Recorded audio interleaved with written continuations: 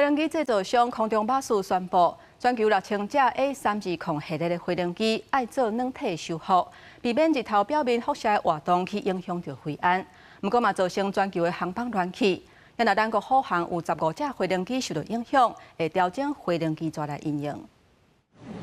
旅客排日单报道，同机场假日客满真侪要出国的人，暗过可能有部分航班会出现延误，因为空中巴士进前发出紧急适航指令，全球6000架 A320系列客机要马上进行软体修复，造成全球航班大乱。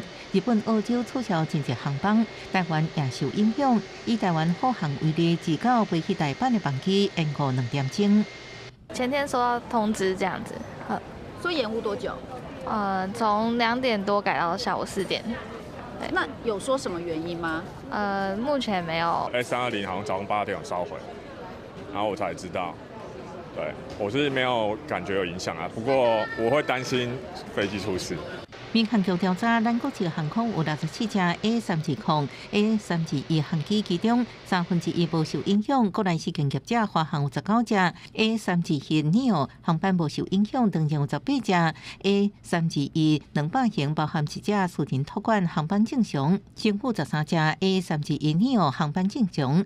台湾虎航15架航机受影响，会调整航班。如果是有3分，这肯定会影响啊，就看航空公司他们怎么应变啊。因为如果说他们现在已经知道他们的班机必须要做这些维修调整的话，那可能就要即刻调度他的航班。